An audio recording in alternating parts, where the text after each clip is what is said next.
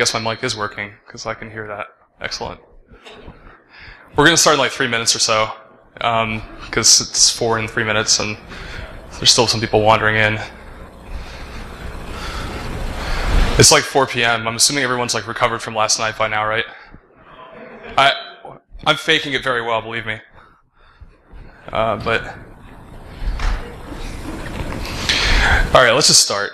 Hang on, my laptop is actually about to fall off the podium, which would be funny for you guys and tragic for me.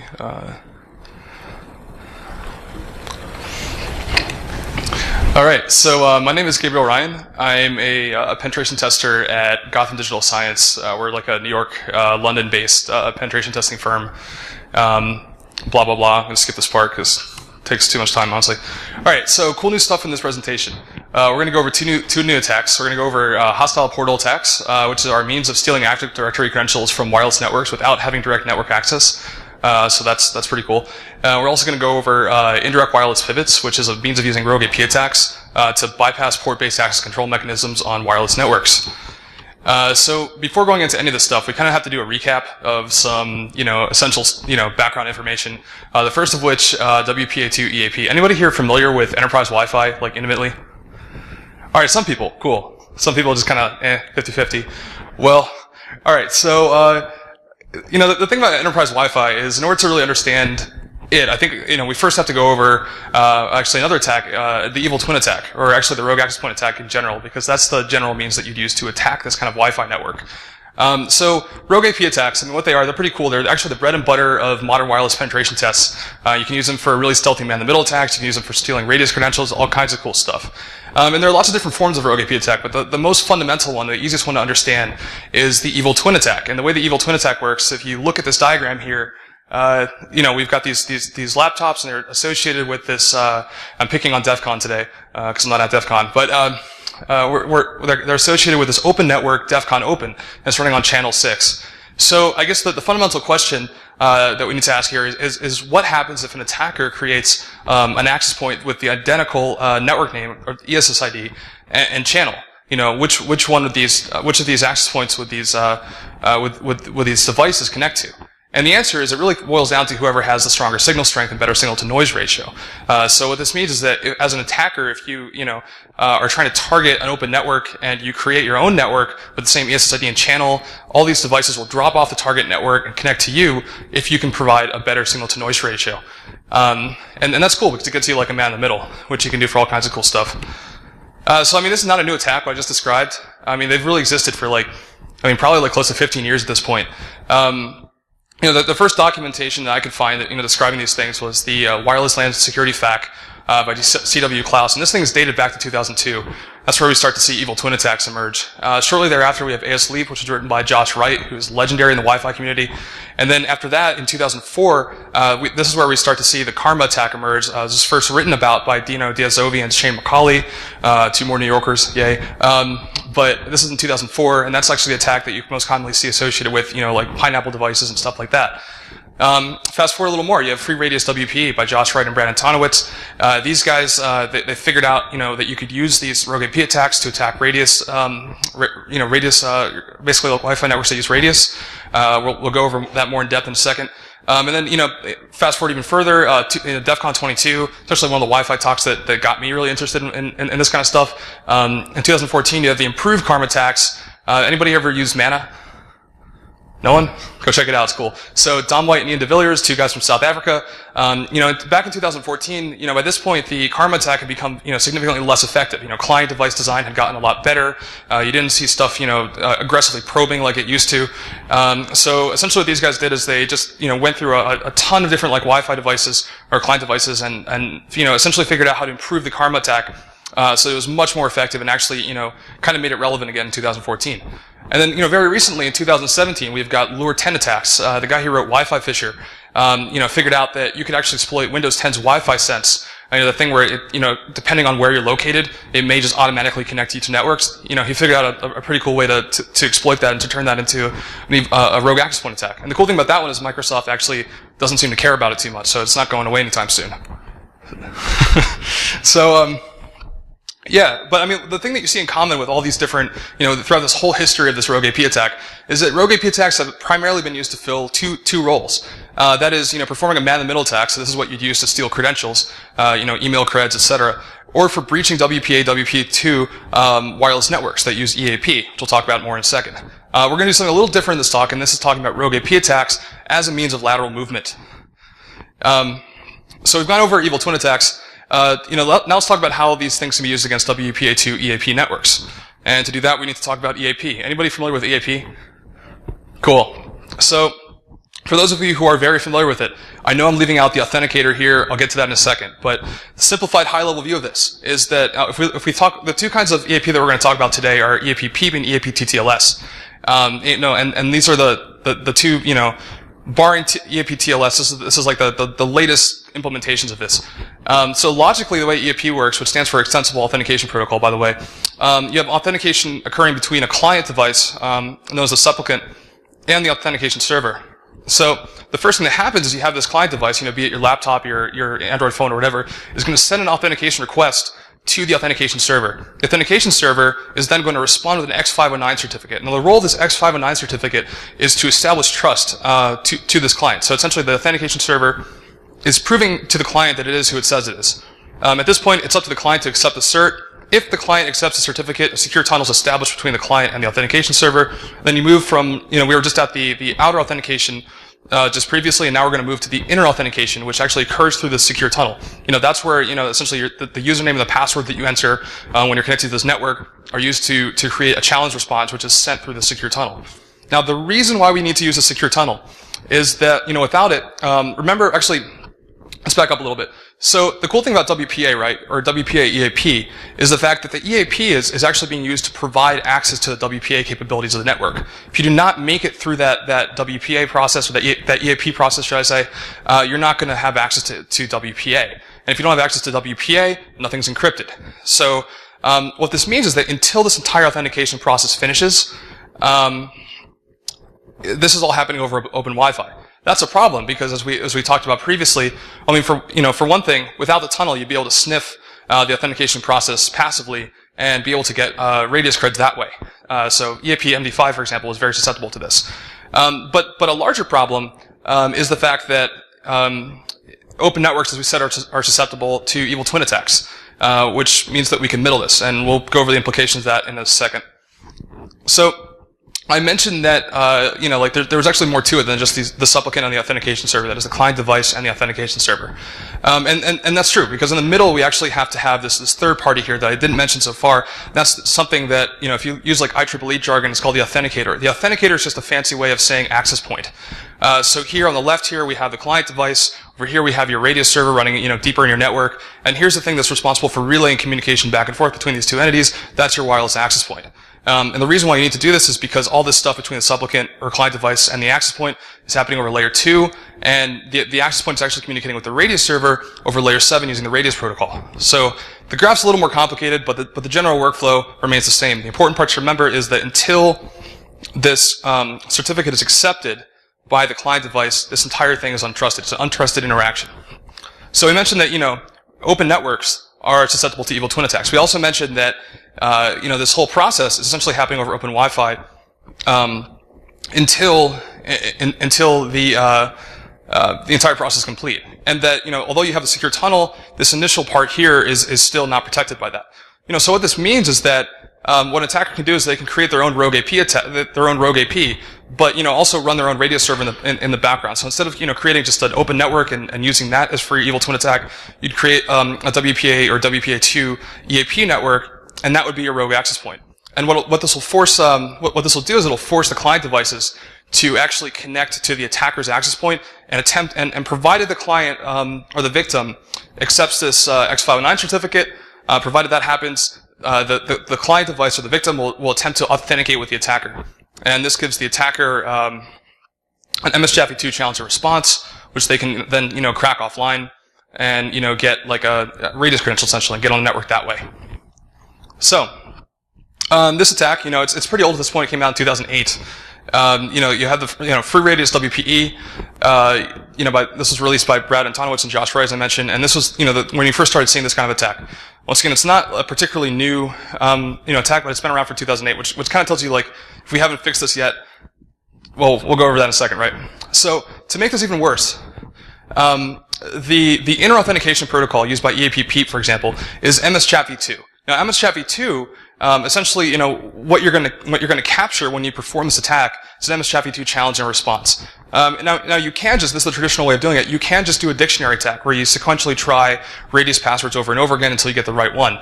Unfortunately, when you do this, the success rate is actually inversely proportional to the strength of the password. So when that happens, it's not a particularly great attack because, you could theoretically, if this were the only problem with MS-Chat v2, you could protect the network, just by, using a really, really long password and you'd be good. Unfortunately or fortunately, depending on what perspective you're coming from, MS-Chat v2 is also highly susceptible to divide and conquer attack.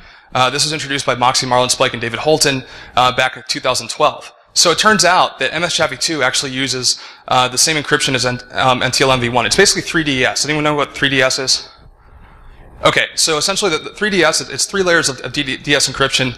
You can actually reduce it to 56 bits of DS encryption. That's not much at all. And with, essentially with the right FPGA-based hardware, if you have a really powerful cracking rig, that's actually the algorithm is implemented in hardware, not like in software, you can actually get, what they were able to prove is that, you can get a 100% success rate no matter the length of the password, in less than 24 hours, 100% of the time. And they actually, anybody familiar with Cloudcracker?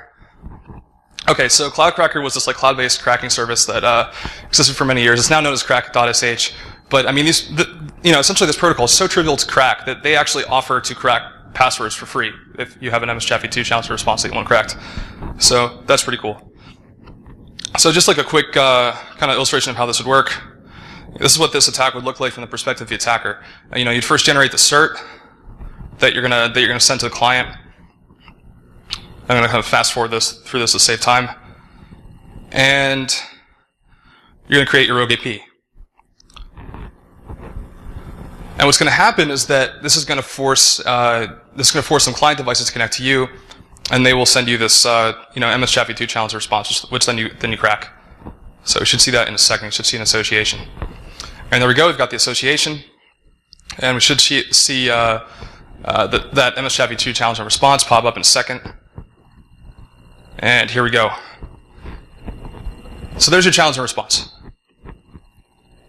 So then you take those and you can crack them. I'm actually just going to like to show the dictionary attack in this case, because I don't have a FPGA cracking rig here. They're kind of big. So yeah, this is this tool ASLEAP. Once again, it's like came out in 2003, so that's a pretty old tool, but it does the job. And what you're seeing here is we've cracked it. It's a pretty weak wordless password, so it didn't take very long. But yeah, so that is the classic attack against an EAP network or WPA-EAP network. So the solution to this is to use something called EAP-TLS. So EAP-TLS, this was introduced in 2008, a long time ago, by RC 5216. And what EAP-TLS does is you actually have mutual authentication using X509 certificates, and this is a requirement for most implementations. So the strength here lies in the fact that you have that you're using mutual certificate-based authentication right off the bat in the outer authentication protocol, and this will actually stop the rogue AP attacks dead in their tracks. Unfortunately, it's actually been wildly unpopular. Client-side certs they really make EAP-TLS a lot more difficult to integrate into existing network architecture. If you imagine the fact that you have to put a client-side cert on literally everything on your network, that's challenging in of itself. And then if you add to the fact that you may have something like, industrial control systems or something like that you have to get these devices running on, or these certs running on, that just makes it even harder because they might not even be compatible with this kind of authentication. So what this creates is a classic security versus convenience scenario, right? Where, if you're a network administrator, you're kind of forced to choose between, an authentication mechanism with known weaknesses, but still, it's the best that you've got, barring using EAP-TLS, or you're in a situation where you can use EAP-TLS, but it's a highly secure, but also very impractical authentication mechanism, because now you have to do all this extra legwork to get it to work. So this creates a market gap, because, essentially, with a paradox this broad, when you have such a discrepancy between the best solution and the one that's not, of course, it's going to create a market gap for products that are able to compensate for the security issues found in EAP-PEEP and EAP-TLS, and that also are easy to use and easy to deploy. So there are a lot of ways of doing this. The current trend, though, that we tend to see over and over again is to focus on breach containment rather than prevention. So that is, you acknowledge the fact that, yeah, we're using this, EAP-PEEP or EAP-TLS. This, yes, an attacker could probably breach the Wi-Fi, pretty easily in this case. But we also don't have the, we instead, try to seek to contain that breach once it happens. And this is like a really, really common pattern. And the question that we're going to try to answer here is whether or not this actually works. So, by far the most common, mechanism that you see, for dealing with this problem is to use a NAC appliance, which seems like a solid idea at first. But we'll go over this more in depth later of whether it actually, works. And I'm just going to leave this little cartoon here as like a little foreshadowing. Anyways, so, right, so, I mean, what we're going to talk about here is like whether or not this actually works. So, network access control mechanisms, I mean, they're one of the most popular methods of attempting to contain wireless breaches. And it seems reasonable because, what a NAC appliance lets you do is it lets you distinguish between authorized and unauthorized network endpoints, which seems like it would work. So a new endpoint's added to the wireless network, the NAC identifies whether the new endpoint is authorized or unauthorized to be there, and if it's unauthorized, you're going to block the port entirely, you're going to place it in quarantine, you're going to impose some kind of restriction that prevents this from happening. And, if you've ever run into this on a pen test, it sucks because, like, you get access to the Wi-Fi and they're like, so what? But, there are two varieties of NAC, traditionally that have existed. There's the agent-based NAC and there's also the agentless NAC. Agent-based NACs, they're pretty cool. You actually have a software component that's installed on every authorized endpoint. And the idea here is you have an agent that communicates with the brain of the NAC, and this is really effective. Unfortunately, it's also nearly as impractical as EAP-TLS, because now you have something that you have to install on everything on your network, and we're kind of back to square one here because the idea is you're trying to prevent yourself from having to do that because, before we were dealing with certs, now we're dealing with agents. On the other side of the spectrum, you've got agentless NACs. So here we use passive fingerprinting and active scanning. So these are purely external methods. And the idea here is that because you're using purely external methods of identifying endpoints, it's far easier to deploy than an agent-based NAC. The problem here is you're also unable to examine the internals of network components.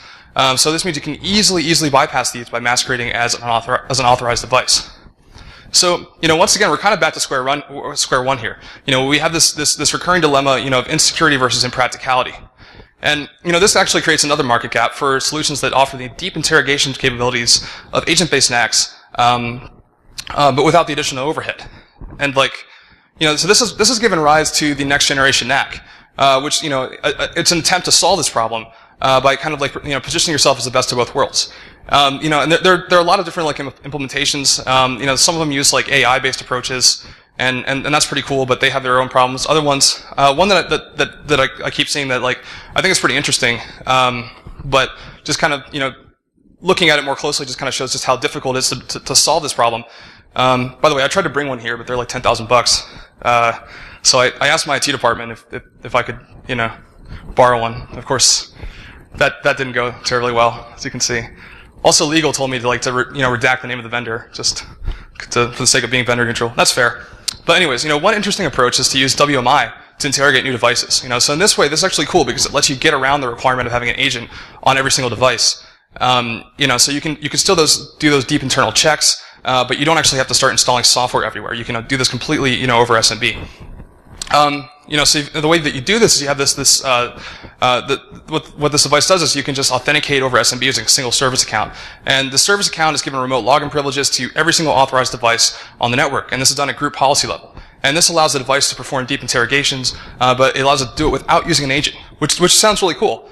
The problem is this also creates a single point of failure. You have this device that's attempting to authenticate with every new endpoint that's added to the network, using a service account with enough privileges to perform a deep interrogation on that device. So in other words, what you're doing is you're sending God mode hashes to any new device that's added to the network. So, I mean, the most obvious risk that this introduces is the risk of SMB relay attacks. Of course, you can mitigate the risk of SMB relay attacks just by enabling SMB signing, but but it's worth mentioning that, SMB signing is actually disabled by default on everything but the domain controller. So, and the reason why I think that, Microsoft kind of draws the line there, it's just speculation, but, group policy is actually downloaded over SMB. So it makes sense that if you were going to make one thing, if you're going to just enable, SMB by default on one thing, it would be the domain controller. But yeah, the problem with this is, in this situation, you wouldn't need a man in the middle. You just connect a device to the network, and you have something already trying to authenticate with you. So, of course, you can mitigate this by digitally signing packets. You can use something called SMB signing, where you sign packets to confirm they're authentic. But this still doesn't address the issue of hashes being sent directly to untrusted endpoints. So, it's really cool because this vendor actually offers like a piece of software that you can install on every single device on the network to remediate this issue. But this is starting to sound a lot like an agent. Considering the chief selling point of something like this is that no agent's required, I feel like we're kind of back to square one there. So I guess the point that I'm trying to illustrate here is that there's really no magic bullet. We've gone from, attempting to, address this divide between EAP-TLS or the weaker forms of EAP, by throwing a NAC on the network. Clearly, that's actually more complicated than it sounds.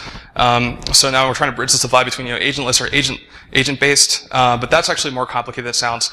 And I think what this really illustrates is that security with convenience is actually a total paradox. So more on that later. Another really interesting, piece of like a security control that you see a lot on wireless networks is client isolation.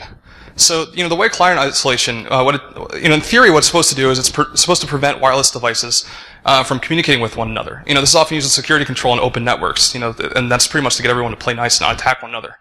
So, in theory, this would work because the way 802.11 is supposed to work is that the AP is supposed to mediate all communication on the network. So let's say we have these two devices here, and we have this, this access point kind of in the middle, and let's say, this device here in the bottom left wants to talk to this device in the top right. Whoops. Got ahead there. In theory, this thing has to send its packets through the access point, and the access point at this point could say you're not allowed to do that and drop the packet.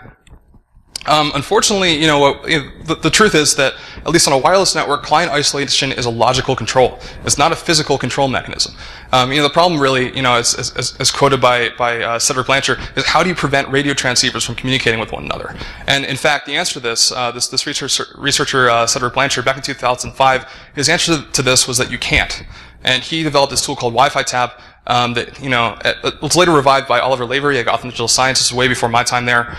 But the way that it works is that it reads packets from the AP, using basically a monitor mode interface, and injects responses to those packets. So, let's say, this device is getting sent packets, either from the distribution system over here, or this device from the AP or somewhere. It will actually inject a response to those packets and be able to kind of like push itself on the network that way. And it's really cool because it actually gives you like a cool tap device, that it bridges to this monitor mode interface, and this actually lets you interact with it. And, the end result is this allows you to communicate directly with wireless clients without actually associating with the AP. So, there's some later tools that do even more stuff. A couple tools that are part of the AirCrack suite, for example. You have AirTonnG, which supports WEP. You can also do this to a limited degree on WPA-1 networks, the ones that use TKIP, and TKIP Tonnag will let you do that.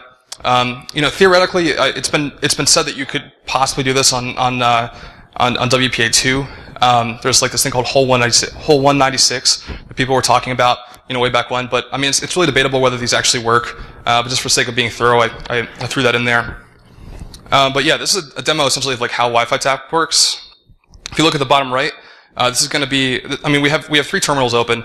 This one's corresponds to our access point, which is actually a VM, which is running in the background. One on the left also corresponds to another VM, which is going to serve as our attacker. And this one here is from our host operating system.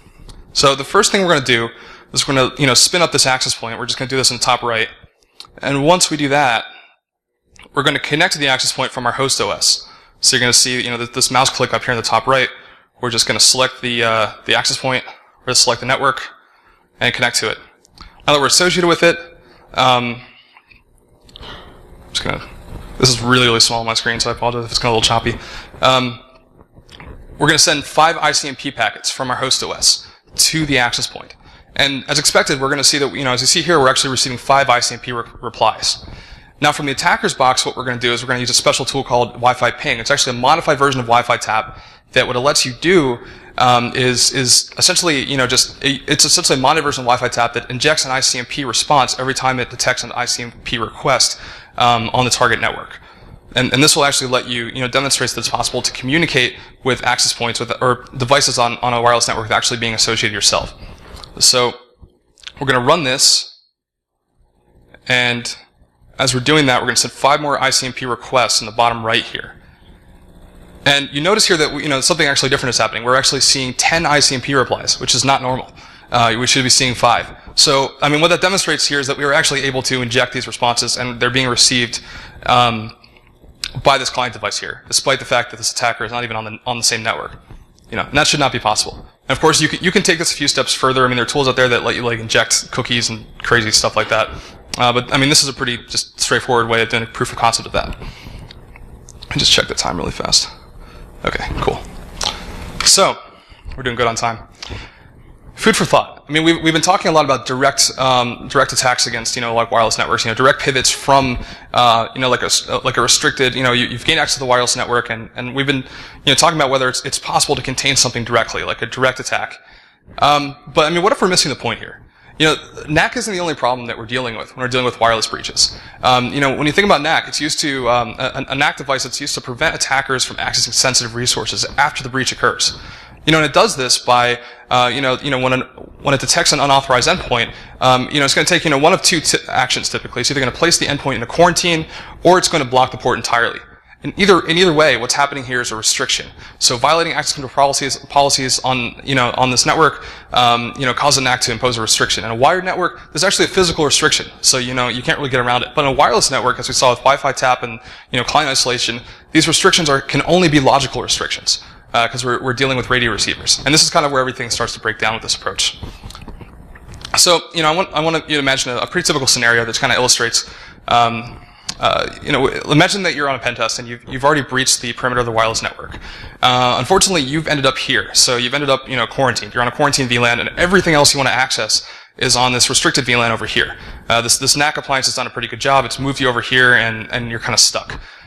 Typically this would be game over, but what we're going to talk about is a way to actually jump from here over to there, just by leveraging, Wi-Fi vulnerabilities. So, presumably we already have this victim device, right? Actually, I'm going to skip that for now. Yeah, but we're on this quarantine, and we've got a victim device on the restricted VLAN where we want to end up. So the question is, how do we get out of this situation? And the first thing we need to review a couple things first. Anyone here know about how LMNR and MBTNS poisoning works?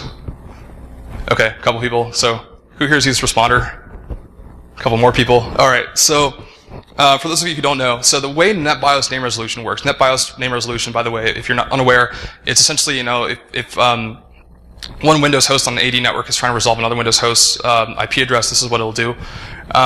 So the first thing when one Windows machine is trying to find another Windows machine on the same network, it's first going to check its local cache, because a lot of this stuff is cached. If that fails, it's going to check its LM host file, where you could have hard-coded. It's like your etc. It's like your resolve conf essentially in Linux, the LM host file. If that fails, it's going to perform a DNS lookup to local name servers, not remote name servers, but only your local DNS servers. If all 3 of these first steps fail, it's going to fall back to 2 protocols that, although under the hood they actually are implemented differently, they pretty much do the same thing, but they behave the same way. So we're going to lump them together. And that's LMNR and MBTNS. And the way that these 2 protocols work, the best way to really understand it is through example.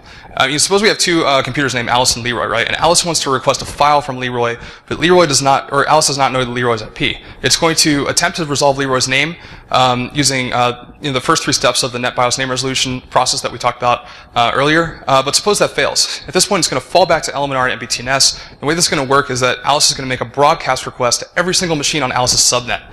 And every single computer on Alice's subnet is going to receive this request.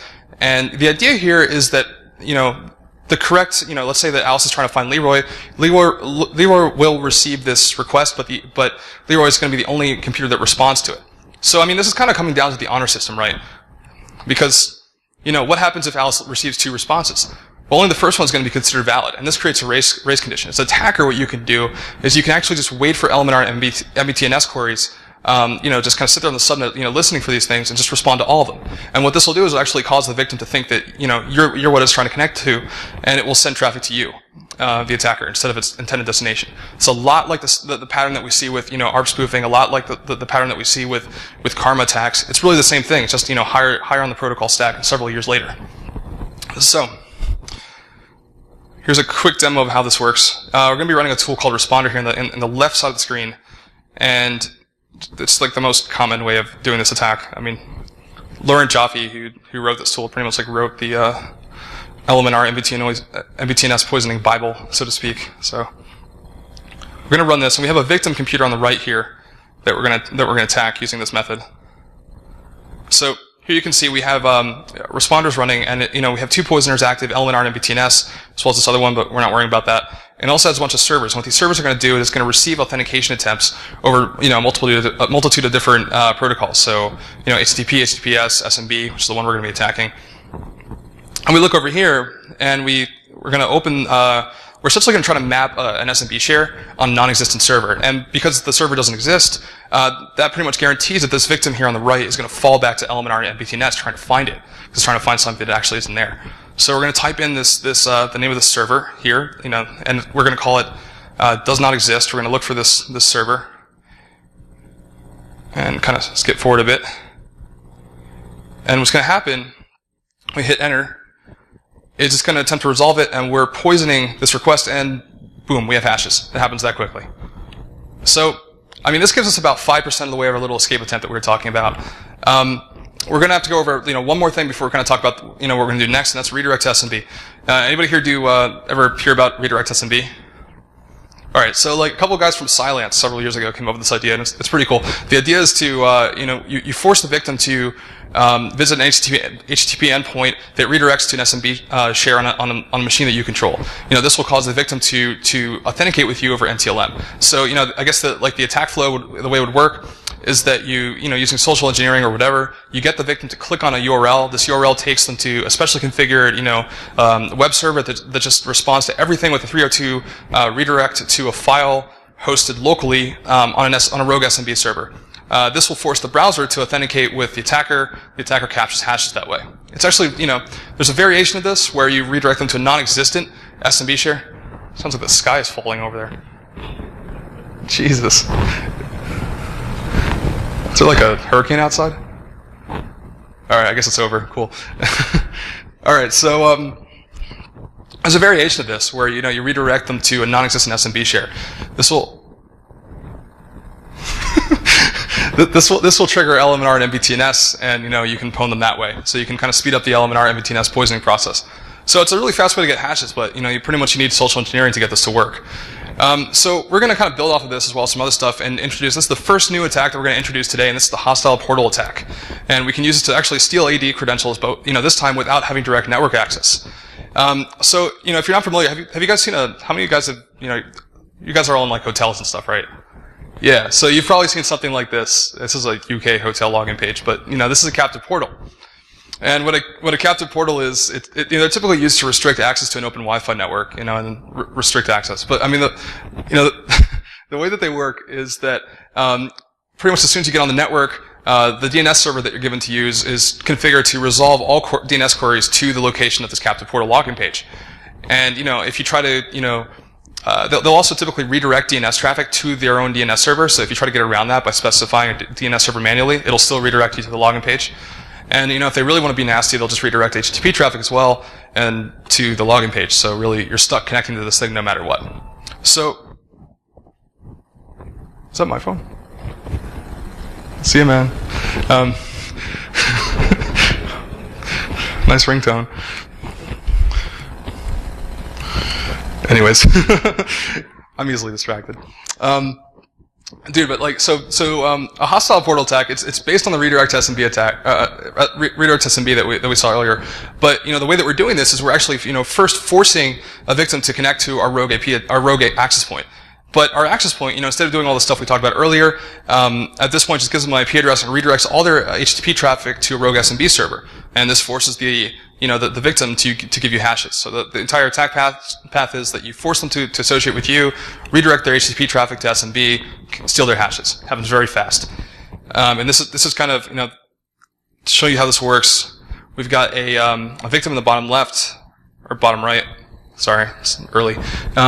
And we've got an access point here, and we're going to force, we're sending DL packets to force this victim device to roam over to our rogue AP here, and we're running this tool that implements the attack. Now we open, and there we have hashes already. So what just happened is that we opened IE, and IE, it tries to load like a home page that generates HTTP traffic, and we have hashes already. So, and if you notice, actually, fun fact about IE, as well as most browsers, is that when you start typing in the address bar, it'll just keep sending an HTTP request over and over again, because it has like the auto search feature. So what's happening here is that we're just capturing their hashes over and over again every time we do a keystroke. That's why you see so much activity there. But that's a hostile portal attack. So it's kind of a cheap and dirty way of stealing AD creds without even touching the network. That was on an open network. It gets a little more complicated when you introduce EAP-TLS and EAP-PEEP. The reason for this is, as we mentioned earlier, they both use MS-CHAP-v2 for their inner authentication mechanism. The tricky thing about MS-CHAP-v2, right, is that it's a mutual authentication protocol. The Radius server, the first thing that's going to happen is that, the client device is trying to connect to the network is going to have to authenticate the Radius server. And that's enough, by the way, if you can hijack that attempt, like we talked about earlier, that's enough to get your Radius, like an MS-CHAP-v2 challenge and response, which you can crack to get Radius credentials. It's not enough to get them to completely connect to you. And that is because, what happens next is that the Radius server actually has to authenticate with the client as well. So, client attempts to authenticate itself with the Radius server. Radius server now has to authenticate itself with the client. And, and if you're trying to capture their creds in the first place, you probably don't have them. So that's not going to work. So, what this means is that, although the attacker can force the victim to authenticate with an evil twin and do this to steal hashes, to get on a Radius server, the attacker's Radius server will actually fail the final stage of this authentication process. And the client's not going to be able to associate with the attacker. So, there are a couple solutions to this problem. The most obvious is just, remember we have a pretty quick turnaround with cracking MS-CHAP-v2 challenge and response hashes. So, this is the second one on the bottom here. For stronger Radius passwords, you could just crack them offline, come back the next day and finish the attack. But, for weak Radius passwords, you actually have a better option. Dom White and DeViller, when they introduced Mana, these new, karma attacks, they actually also introduced another really cool thing, that is less talked about, but equally cool, I think. And this is the auto crack and add technique. So, this is the, essentially the software that you're going to use that you pretty much have to use if you're using Linux to do a rogue AP attack is hostapd. And the way hostapd implements, Radius and implements, WPA-EAP is that it's, essentially it has this thing called the EAP user file, which is actually like a primitive database implemented in a text file. And in it is stored all these passwords in either plain text or a password equivalent NT password has. I know it's plain text, but whatever. So toward the end of this MS-CHAP-v2 protocol, what's going to happen is that the victim's going to send a challenge response to hostapd, which is the attacker's Radius server. At this point, hostapd is going to attempt to load either the password or the NT password hash from the EAP user file, and then use that to build, with some other things, of course, to build the authentication response. And it's going to send that with the authentication success message to the victim. Of course, what's going to happen is if we don't have the victim's, password already, it's not going to be loaded from the EAP user file, and this is going to fail. We're not going to be able to get them to fully associate. So the way autocrack and add works is that, essentially we kind of inject something into this process, right? We have this hostapd, what hostapd is doing, it's receiving the challenge response, but then instead of immediately loading the password or password hash from the EAP user file, it instead sends the challenge response directly to a remote cracking rig. Hopefully a pretty powerful one. Just think of it like an API call. So it sends these off to the cracking rig, kind of stalls a little bit.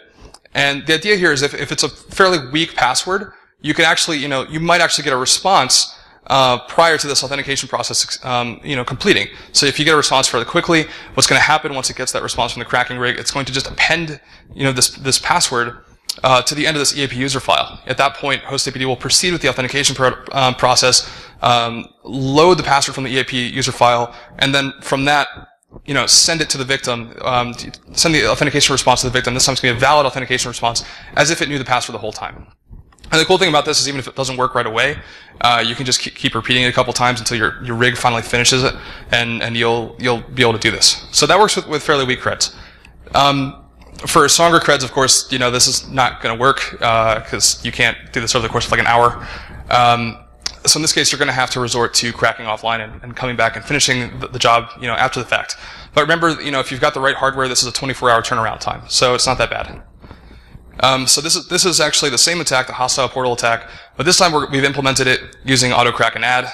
As you can see here, it's happened fairly quickly. We're having to force it a couple times here to, but we're essentially spamming DL packets at this access point to force this thing to roam over to us. This guy down here, the victim, is now receiving a certificate warning. That's typical, but, I mean, if I was in a building with 200 people, I wouldn't trust all of them not to accept that. And there we go. Attack proceeds us before we get their hashes that way. So what this attack gets you is lots and lots of NTLM hashes. You get actually similar results to LMNR and MPTNS poisoning. There are a few key advantages here. For one thing, you don't need direct network access, and you're also not limited to a local subnet, as you are with LMNR and MPTNS poisoning, because you get everything that's connected to wireless, which could actually be a lot of stuff.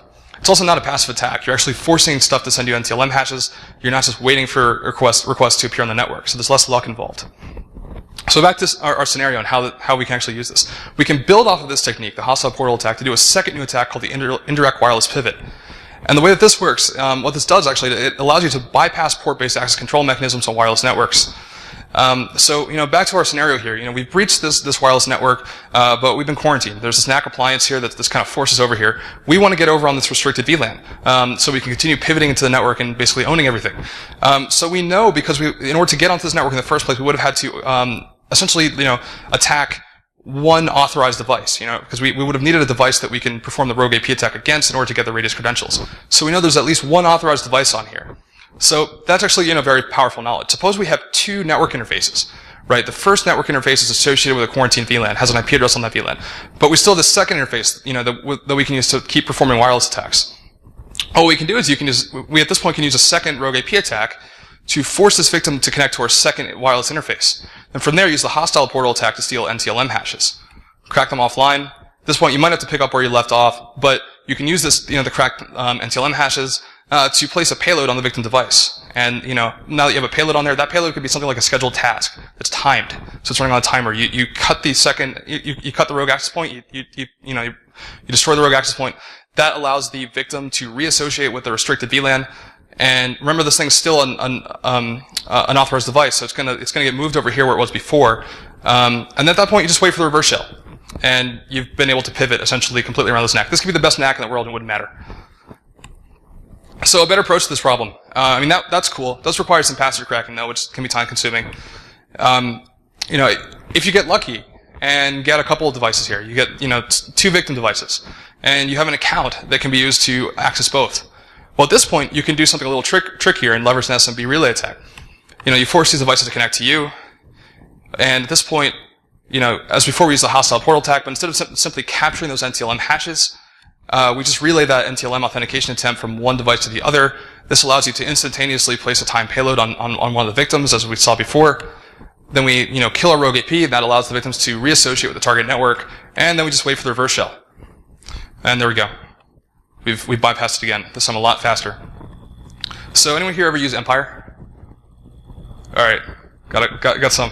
So this is just a demo of how you could just do this with Empire and a bunch of other tools, essentially. But for this we have two victim devices now instead of one. We have Leroy, which is in the top right, and Jenkins, which is in the top left. And we have our legitimate access point. Is kind of going to be chilling here in the bottom left here, and we're going to use two other pieces of software. We're going to use InPacket for our SMB relay server, although you could realistically use anything you want, but that's just what I use for this. And you could also use and we're using EPAMmer for the rogue AP attack. So the first thing we're going to do is we've generated this payload. This is the thing that's going to execute when we first perform this SMB relay attack, and we're going to kind of prep our SMB relay server with this payload. We're then going to initiate our rogue AP attack. So we see here, we're launching this rogue AP, and we're then going to send some DF packets to both of these to force them to roam over to our rogue access point. And it's going to any second now. Dun, dun, dun. There we go. Okay. So now we're sending these DF packets over. As you can see, we're getting these devices to associate with us, and we're, we're running a hostile portal there as well. So we could, if they start sending HTTP traffic, we'd be capturing, we'd be able to relay those NTLM authentication attempts. So now that we have that, we're going to grab, well, we're actually first going to get the second access point or the second client device to connect to us. And then we're going to grab the IP address of one of these associated client devices and get them to, that we're going to attack. So we just grab that from here, and we place the, this is really, really small on my end. It's making me a kind of a crappy narrator. Okay, so here we go. We have the IP address. We just copied it. We're going to paste it over to our NTLM relay server, like so. We're going to start the NTLM relay server. I have a couple listeners on our Empire instance here. One of them is going to receive a connection from the network that we've created using the rogue AP attack, and one of them is also it's currently on a quarantine VLAN on the network that we're attacking. We're going to, essentially generate some HTTP traffic on this guy here in the top right, and that's Leroy. And, what that's going to do is that's going to cause us to be able to pivot into Jenkins. And from there, that's going to, the reverse shell that we're going to see is going to be on that first listener that's on our rogue AP attack, or our rogue AP. So we do that, and we see here this message, initial agent, blah, blah, blah, received, now active. So we're going to interact with that agent. And what's happening now, and I'm going to kind of fast forward a little bit. We just ran a shell command, who am I? The response from that shows us that we have, NT authority system privileges, and the host name we're connected to, that verifies that we're connected to Jenkins, which is this guy in the top left. So at this point in time, both of these devices, in the top left and the top right, are currently associated with our rogue AP attack, and we have a system shell on the one on the top left, Jenkins. So we're going to use that system shell to place a scheduled task on Jenkins. And that scheduled task is going to be, kind of set to execute, set to send a reverse shell to our interface that's on the quarantine VLAN 2 minutes into the future.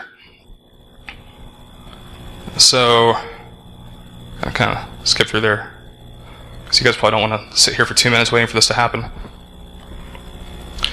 So we've executed the scheduled task. We've now at this point, we've allowed both of these devices to reassociate with the target network, so they're no longer associated with us, and we're just going to wait for the reverse shell at this point. So something really interesting happened when I was recording this demo for the first time. So essentially, these are all VMs, and I forgot to attach the USB, the virtual USB interface for the first what's it called, wireless interface that's associated with the quarantine VLAN. So the end result was, got to the end of that 2 minute period where after which the reverse shell should be received on that first interface. Didn't get a connection. So it's like, oh wow, what's happened? Then I realized that I'd forgotten to connect the USB interface.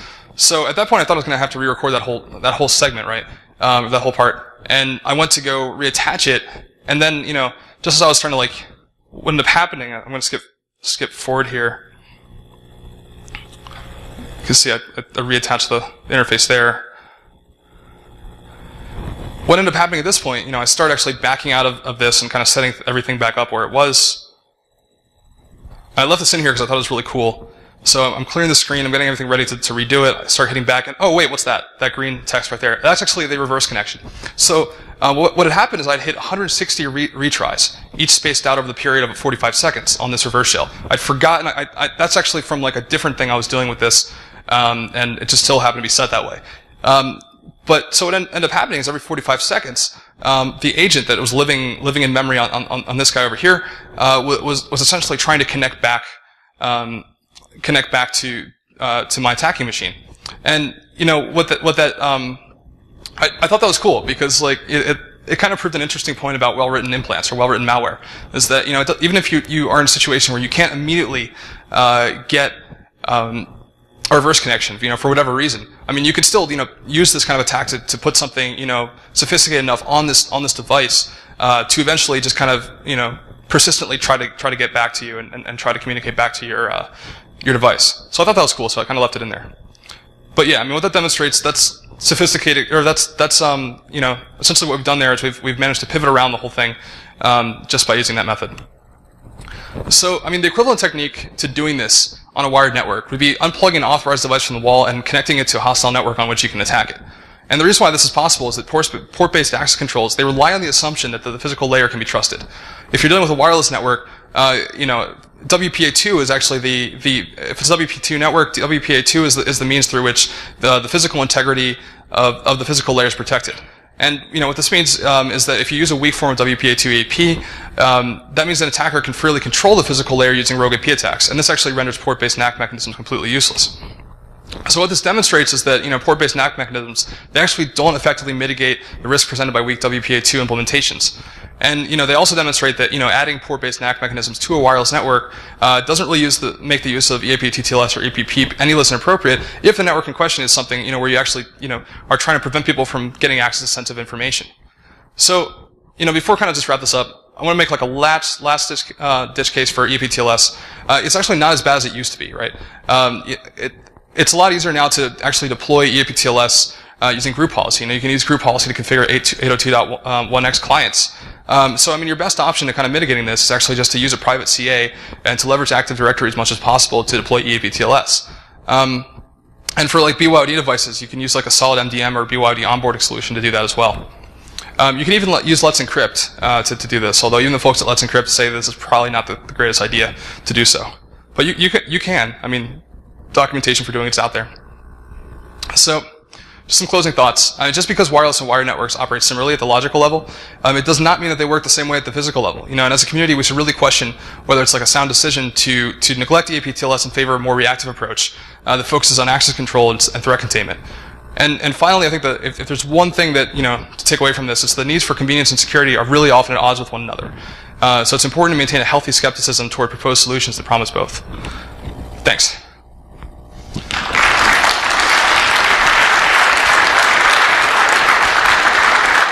All right. So any questions? No questions. Really? That's a first. Oh, wait, in the back. Okay. What's up, man? When the connects back from the unrestricted network to the quarantine network, is it common that there's not a network rule that prevents the unrestricted network to talk to the quarantine network? I wish the answer was well, unfortunately it is common. Well, at least that's been my experience. But also like, yeah.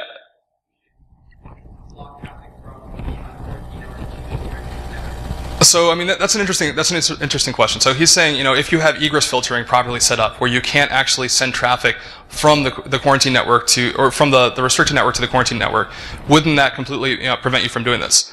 And if you use that exact same attack path, yes, it would. But the reason why I'm kind of like using that particular example is because it's actually pretty easy to illustrate. Like if you're just demonstrating it. But the problem is now essentially what you're dealing with, instead of dealing with an access control problem, you're dealing with an egress filtering evasion problem. Which if people who do like red teams and stuff like that, that's something you really deal with all the time. So although you may at that point not be able to get back out of you can get something onto the restricted network, and you may not be able to perform that direct jump from the restricted network to the quarantine network. At this point, if you find out that that's possible, there are other things that you can do. You could try to find ways directly out of the network to something on the outside internet. If that's not possible, imagine the fact we already demonstrated, right, that you can get a device off of that restricted network and put something on it. Well, it follows then, if you can do that you can take it off a second time and take information off of it, right?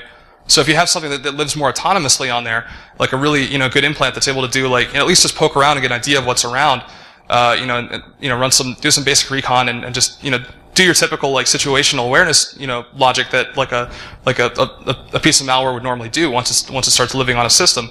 Even if you can't exfiltrate that right away, you can always come back like after a week or so, for example, pluck this thing back off the restricted VLAN and then have it talk to you.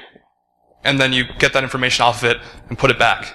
So, yeah, it does get a lot harder if egress filtering is there. But, I think that the takeaway here is that, it doesn't completely, mitigate the issue, because now you're trying to solve a different problem, which is egress filtering, which if egress filtering worked well 100% of the time, we wouldn't have breaches that succeeded. Like ever. Good question, though. Really good question. I was actually hoping someone asked that. So, all right. Anything else? Any other questions? No? Come on. It's only 4:51. We've got 9 minutes. Or do we want beer time? I'm thinking beer time.